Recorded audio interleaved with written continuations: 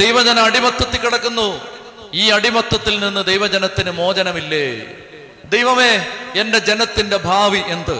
ഈ ചെറുപ്പക്കാരൻ അങ്ങനെ പ്രാർത്ഥിച്ചു. ചില നിർണായകമായ ചോദ്യങ്ങൾക്ക് ഉത്തരം പെട്ടെന്ന് കിട്ടണമെന്നില്ല.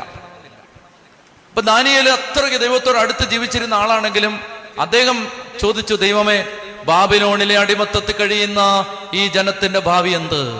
പെട്ടെന്ന് സ്വിച്ചിട്ട പോലെ മറുപടി വന്നില്ല. മറുപടി വരാത്തതിന്റെ കാരണം കുറച്ച് കഴിഞ്ഞ് കാണാം. എന്താ മറുപടി വരാത്തതെന്ന്? അപ്പൊ അവൻ എന്ത് ചെയ്തു? അവൻ ആയുധം എടുത്തു. അതായത് ഒരു തട്ട് തട്ടിയപ്പോ മുമ്പിൽ നിൽക്കുന്നത് മാറിയില്ല.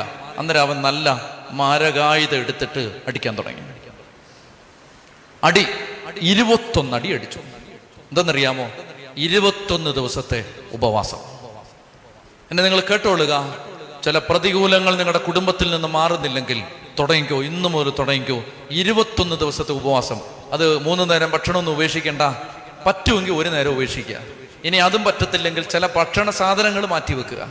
ഇനി അത് അങ്ങനെ ബുദ്ധിമുട്ടാണ്, നമുക്ക് ഏറ്റവും ഇഷ്ടമുള്ള ചില കാര്യങ്ങൾ മാറ്റി വെക്കുക. TV കാണുന്ന അഡിക്ഷനാണ്, TV നിർത്തുക. അങ്ങനെയുള്ള ത്യാഗങ്ങൾ ഏറ്റെടുത്ത് സുഗന്ധദ്രവ്യങ്ങൾ ദാനിയേൽ ചെയ്തെന്താണ്? വിഭവസമൃദ്ധമായ ഭക്ഷണം കഴിക്കുന്നില്ലെന്ന് തീരുമാനിച്ചു. ലളിതമായ ഭക്ഷണം കഴിക്കാൻ തീരുമാനിച്ചു. അതോടൊപ്പം തന്നെ ലേപനം ചെയ്യുന്ന സുഗന്ധലേപനം നടത്തുന്നില്ല എന്ന് തീരുമാനിച്ചു. എന്ന് പറഞ്ഞാൽ ചില കാര്യങ്ങളിൽ നോ പറഞ്ഞു. അത്യാവശ്യം ഒഴിവാക്കാൻ ബുദ്ധിമുട്ടുണ്ടെന്ന് തോന്നി ചില കാര്യങ്ങൾ വേണ്ടാന്ന് വെച്ചു. അങ്ങനെയാണ് 21 ദിവസത്തെ ഉപവാസം. എൻ്റെ മെയിൽ ബോക്സിൽ എനിക്ക് ഇഷ്ടം പോലെ സാക്ഷ്യങ്ങൾ കിടപ്പുണ്ട്.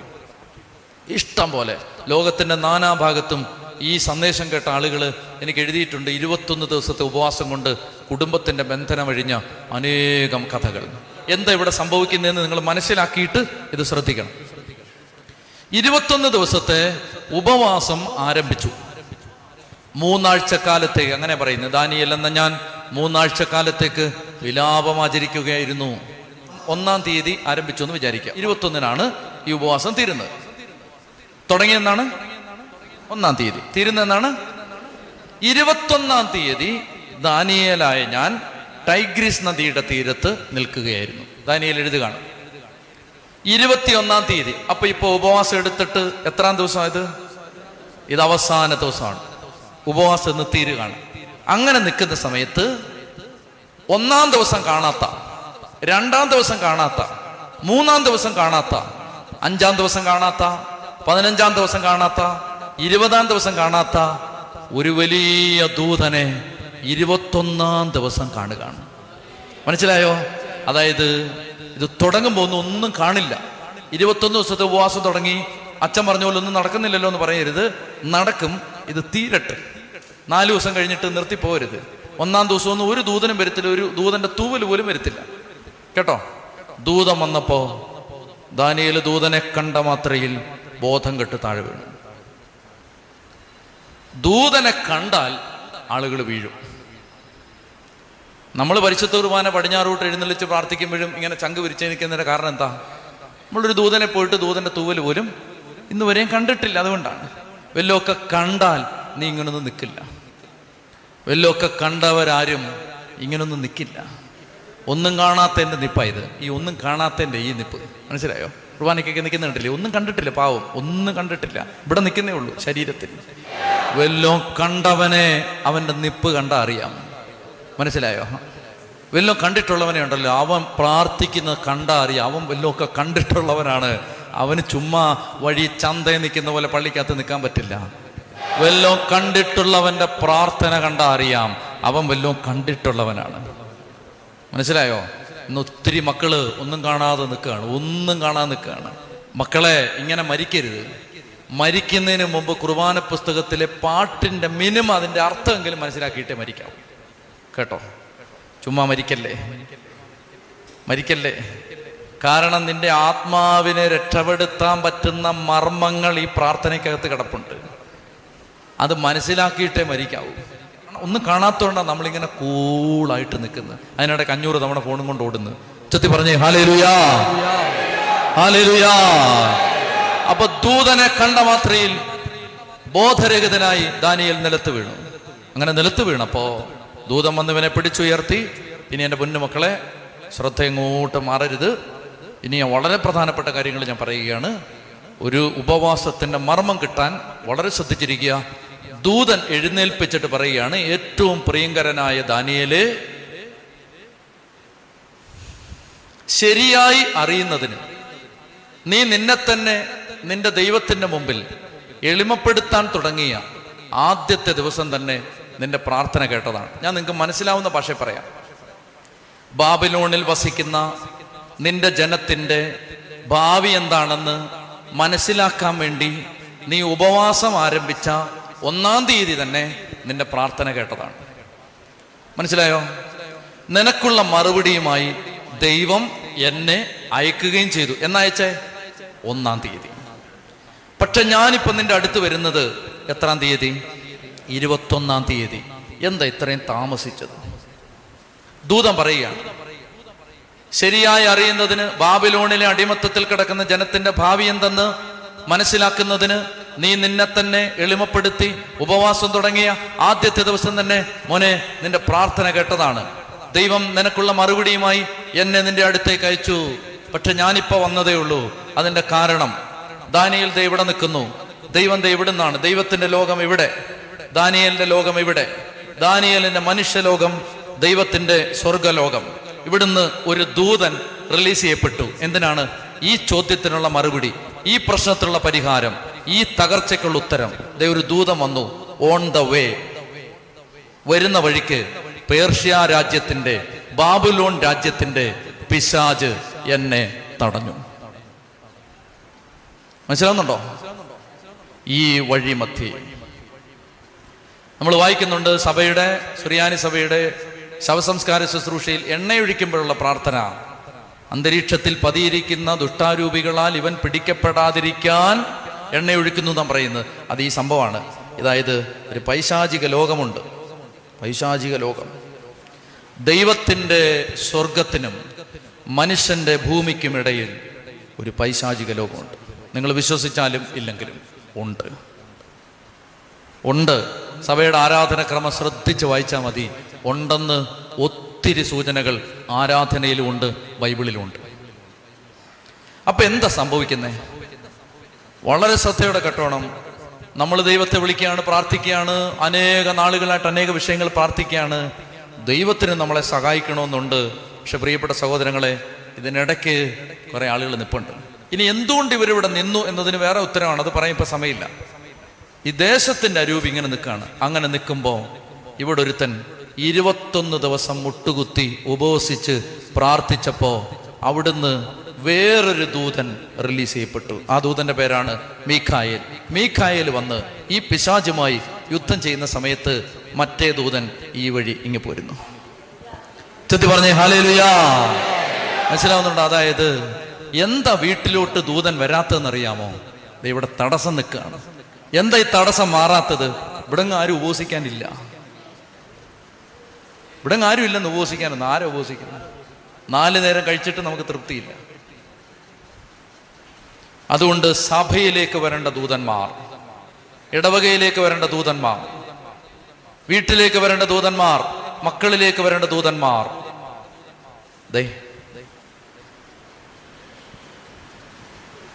അപ്പൊ നിങ്ങൾ പറയും ദൈവത്തിന് സഹായിച്ചൂടെന്ന്. ദൈവത്തിന് സഹായിക്കാൻ ഈ മനുഷ്യലോകത്തിന്റെ സഹായം വേണം. അതുകൊണ്ടാണ് ദൈവം മനുഷ്യനായത്, മനുഷ്യനെ രക്ഷിക്കാൻ. മനുഷ്യനെ രക്ഷിക്കാൻ ദൈവത്തിന് മനുഷ്യന്റെ സഹായം വേണം. കാരണം മനുഷ്യനാണ് ഇത് മുഴുവൻ വരുത്തി വെച്ചത്. അതിനേതെങ്കിലും മനുഷ്യർ മുന്നിട്ടിറങ്ങണം ഇതൊക്കെ ഒന്ന് പരിഹരിക്കാൻ. കർത്താവായ യേശുവിന്റെ കുരിശുമരണത്തിൽ ആശ്രയിച്ചുകൊണ്ട് മനുഷ്യർ ഇറങ്ങിയാൽ ഈ ലോകം തകരും. എന്താ ഇങ്ങനെ നമ്മുടെ മുമ്പിൽ ഇങ്ങനെ നിൽക്കുന്നേ? ഒറ്റ കാര്യമുള്ളൂ പ്രിയപ്പെട്ട സഹോദരങ്ങളെ, ഇവിടുന്ന് സഭയെന്ന് പ്രാർത്ഥന ശക്തമായിട്ട് അങ്ങോട്ട് ഉയരുന്നില്ല.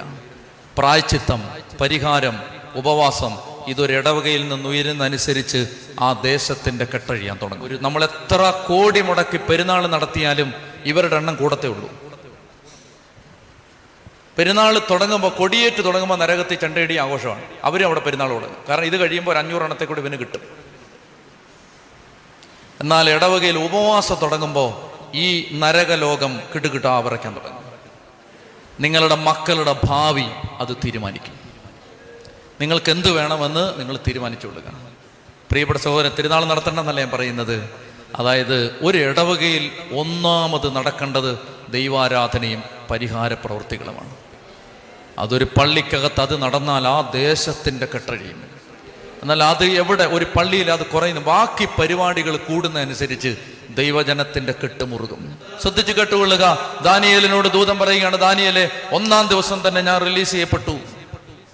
എന്നാൽ നിന്റെ അടുത്ത് എത്താൻ പറ്റിയില്ല. എത്താൻ പറ്റാത്തതിന്റെ കാരണം എന്താണ്? പേർഷ്യ രാജ്യത്തിന്റെ പിശാച് ബാബിലോണിന്റെ ദുരാത്മാവ് എന്നെ തടഞ്ഞു. നീ ഉപവസിച്ച് പ്രാർത്ഥിച്ചത് കൊണ്ട് മീഖായേൽ എന്റെ സഹായത്തിനെത്തി.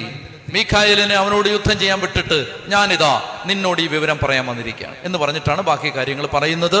പ്രിയപ്പെട്ട മക്കളെ, നീ ഉപവാസം എടുക്കുമ്പോൾ വീട്ടിൽ തുടങ്ങിയോ 21 ദിവസത്തെ ഉപവാസം ഇടവകയ്ക്ക് വേണ്ടി തുടങ്ങ്, ദൈവജനത്തിന് വേണ്ടി, മക്കൾക്ക് വേണ്ടി, പുരോഹിതന്മാർക്ക് വേണ്ടി, സഭയ്ക്ക് വേണ്ടി ഉപവസിക്ക്. പ്രിയപ്പെട്ട മക്കളെ, കുടുംബനാഥന്മാരെ, വീട്ടിൽ ഉപവാസം എടുക്കണം. വെള്ളിയാഴ്ചകളിൽ നിങ്ങൾ ഉപവസിച്ച് മക്കളെ കാണിച്ചു കൊടുക്കണം.